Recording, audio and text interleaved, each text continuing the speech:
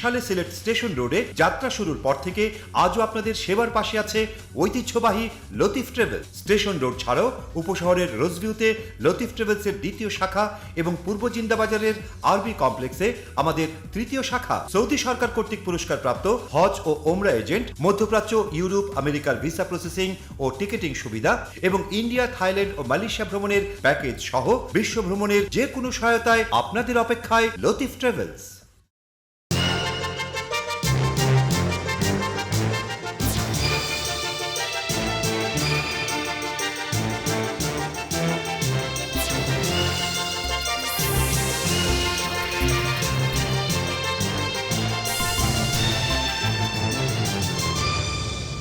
আসসালামু আলাইকুম। সিলেট স্টুডিও থেকে চ্যানেল এস সিলেটের খবরে সবাইকে স্বাগত জানাচ্ছি ফাতেমা রশিদ সাবাম। প্রথমেই জানিয়ে দিচ্ছি খবরের শিরোনামগুলো।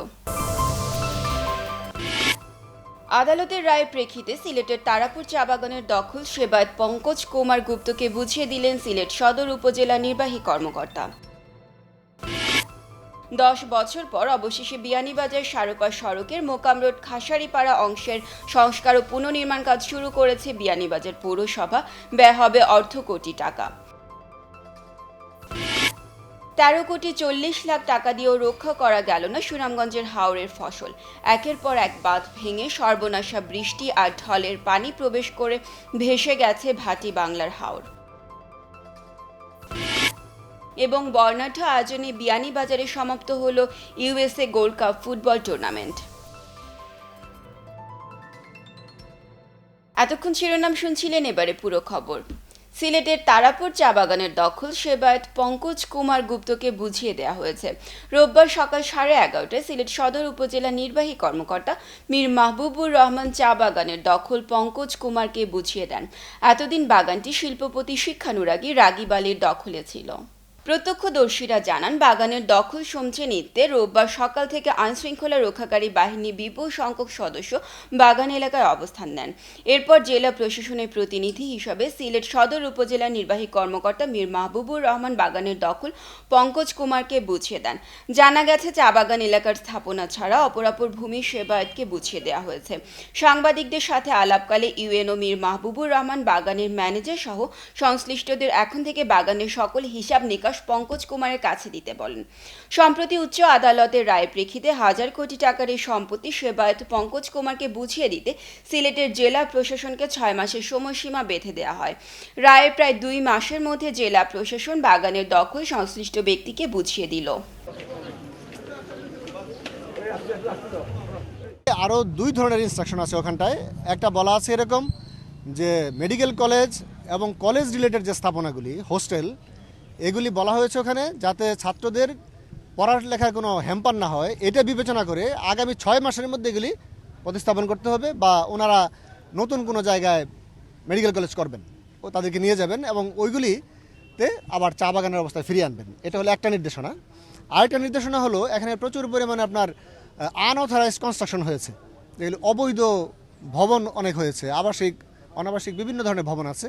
এইগুলির ক্ষেত্রে বলা আছে যে 6 মাসের মধ্যে এগুলিকে উচ্ছেদ করতে হবে এবং পরবর্তীতে সেবায়েতকে বুঝিয়ে দিতে হবে। স্থানীয় সরকার প্রকৌশল অধিদপ্তর ও বিয়ানীবাজার পৌরসভার মধ্যে দীর্ঘ রশি টানাটানির 10 বছর পর অবশেষে বিয়ানীবাজার সারোপার সড়কের মোকাম রোড খাসারিপাড়া অংশে সংস্কার ও পুনর্নির্মাণ কাজ শুরু করেছে বিয়ানীবাজার পৌরসভা। এতে অর্ধ কোটি টাকারও বেশি ব্যয় হবে বলে জানিয়েছে বিয়ানীবাজার পৌরসভা কর্তৃপক্ষ। রাস্তাটি সংস্কার হলে এই অঞ্চলের হাজার হাজার মানুষের দুর্ভোগ লাঘব হবে। এম হাসানুল হক উজ্জ্বলের রিপোর্টে থাকছে বিস্তারিত। বিয়ানীবাজার সারোপার সড়কের মুকাম রোড থেকে শুরু করে কাছাড়িপাড়া পর্যন্ত প্রায় 1 কিলোমিটার সড়ক 10 বছর ধরে সংস্কার না হওয়ায় সড়কটিতে বড় বড় গর্তের সৃষ্টি হয়েছে। বর্ষা ও খরা উভয় মৌসুমে গুরুত্বপূর্ণ এ সড়ক দিয়ে যাতায়াতকারীদের পোহাতে হচ্ছে দুর্ভোগ। এসব দুর্ভোগ আর দুর্দশায় এই অঞ্চলের মানুষের নিয়তি হয়ে দাঁড়িয়েছিল। স্থানীয় এলজিইডি ও বিয়ানীবাজার পৌরসভা সড়কটি সংস্কার নিয়ে বিরোধে জড়িয়ে পড়ার কারণে এই অবস্থার সৃষ্টি হয় বলে জানিয়েছেন সংশ্লিষ্টরা। ফলে এখান দিয়ে যাতায়াতকারী যানবাহন প্রায় দুর্ঘটনার শিকার হতো। আমরা রাস্তার গাড়ি চালাইতে অনেক কষ্ট হয়, দোকানপাটের সমস্যা হয়, আমরা গাড়ি চালাইতে পারি না, রাস্তার পানি জমে যায়। কষ্টটা হয়েছে এই রাস্তা ভাঙ্গার কারণে, তার চেয়ে বেশি কষ্ট হয়েছে আমরা গাড়ি ঘোড়া ভাঙ্গিত, আমরাও কষ্ট পাইতাম। কিন্তু বর্তমানে আমরা পৌর প্রশাসক চেষ্টার দায় আমরা কাজ সফল হয়েছে। বিয়ানীবাজার পৌরসভা কর্তৃপক্ষ জানিয়েছে এলাকার মানুষের দুর্ভোগের কথা বিবেচনায় এনে তারা অর্ধ কোটি টাকারও বেশি ব্যয়ে সড়কটি সংস্কারের উদ্যোগ নিয়েছেন। অল্প দিনের মধ্যেই সড়কটির সংস্কার কাজ সম্পন্ন হবে বলে আশা প্রকাশ করেছেন বিয়ানীবাজার পৌরসভার প্রশাসক। তিনি জানিয়েছেন সড়কটি আধুনিক নকশার আদলে নির্মাণ করা হচ্ছে। সড়কটি সংস্কার কাজ শেষ হলে এই অঞ্চলের মানুষের যাতায়াত ব্যবস্থার উন্নতি হবে বলে তিনি আশা প্রকাশ করেছেন। আমরা এখানে 55 লক্ষ টাকা বরাদ্দ দিছি, খুব উঁচা করিয়া এবং আধুনিক ডিজাইনে, নয়াভাবে আধুনিক ডিজাইনে এই রাস্তা করা হওয়ার, রাস্তার সাইডে দিয়া ওয়াল করা হইব, ড্রেন সাইডে দিয়ে অটোমেটিকলি হইব এবং আমরা আশা করছি আগামী 50 বছরের ভিতরে এই রাস্তা তার কোনো কাজ করা লাগতো না।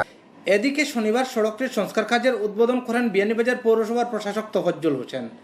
এ উপলক্ষে কাছাড়িপাড়া এলাকায় এক অনুষ্ঠানের আয়োজন করেন স্থানীয় এলাকাবাসী। অনুষ্ঠানে বিশেষ অতিথি ছিলেন প্রবীণ ব্যক্তিত্ব হাজী তাহির আলী, আব্দুল আজিজ, মঈনুদ্দিন কটই, আলী আহমদ কুনু, আমিনুল ইসলাম, লুৎফুর রহমান সহ আরও অনেকে। অনুষ্ঠানে সভাপতিত্ব করেন হাজী ফৈয়াজ আলী। এম হাসানুল হক উজ্জ্বল, চ্যানেল এস নিউজ, বিয়ানীবাজার। ছাতকের দক্ষিণ খুরমা ইউনিয়নের বাউর গ্রামের বীর মুক্তিযোদ্ধা নুরুল হক স্মৃতি পাঠাগারের উদ্যোগে জিপিএ 5 সহ এসএসসি পরীক্ষায় উত্তীর্ণ ছাত্রছাত্রীদের সংবর্ধনা দেওয়া হয়েছে। পাঠাগারের প্রতিষ্ঠাতা ও সভাপতি অ্যাডভোকেট শাহাবুদ্দিনের সার্বিক সহযোগিতায় কৃতি শিক্ষার্থীদের এ সংবর্ধনা দেওয়া হয়।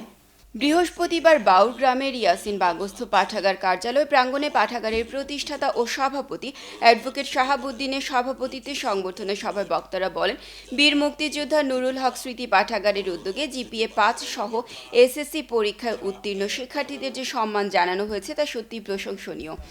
এর ফলে শিক্ষার্থীরা পড়ালেখায় আরও উৎসাহিত হবে।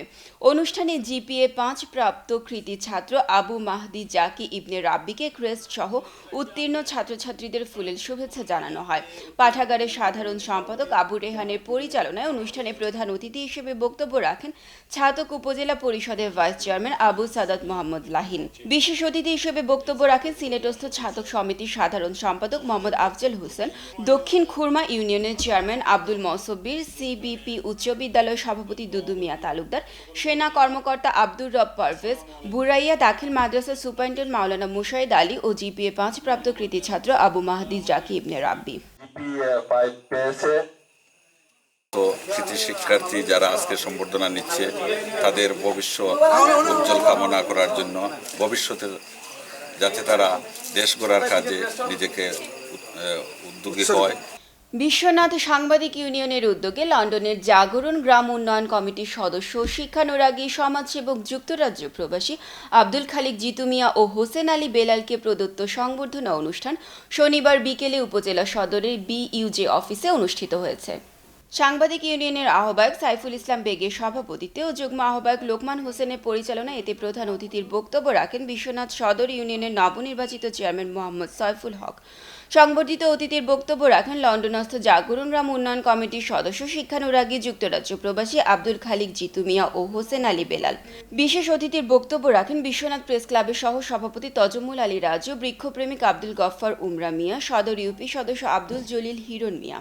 বক্তারা বলেন, পৃথিবীর দেশে দেশে কর্মে, নিষ্ঠায়, সাফল্যে বাংলাদেশের সুনাম দিনের পর দিন এনে দিচ্ছেন একমাত্র প্রবাসীরা। প্রবাসীদের শ্রমের ফসল হিসেবে বাড়ছে বৈদেশিক মুদ্রা, বাড়ছে রেমিটেন্স এবং শক্তিশালী হচ্ছে দেশের অর্থনৈতিক অবস্থা।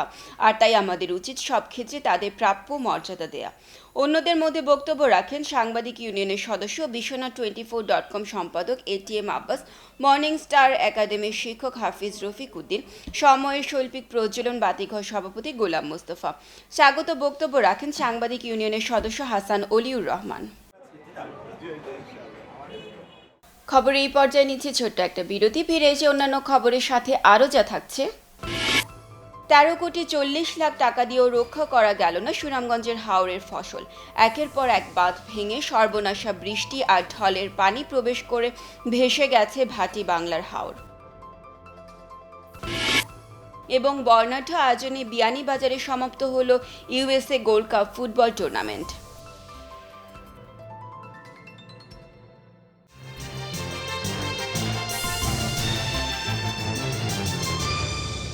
সালে সিলেট স্টেশন রোডে যাত্রা শুরুর পর থেকে আজও আপনাদের সেবার পাশে আছে ঐতিহ্যবাহী লতিফ ট্রাভেলস। স্টেশন রোড ছাড়াও উপশহরের রোজভিউতে লতিফ ট্রাভেলসের দ্বিতীয় শাখা এবং পূর্ব জিন্দাবাজারের আরবি কমপ্লেক্সে আমাদের তৃতীয় শাখা। সৌদি সরকার কর্তৃক পুরস্কারপ্রাপ্ত হজ ও ওমরা এজেন্ট, মধ্যপ্রাচ্য, ইউরোপ, আমেরিকার ভিসা প্রসেসিং ও টিকেটিং সুবিধা এবং ইন্ডিয়া, থাইল্যান্ড ও মালয়েশিয়া ভ্রমণের প্যাকেজ সহ বিশ্ব ভ্রমণের যে কোনো সহায়তায় আপনাদের অপেক্ষায় লতিফ ট্রাভেলস।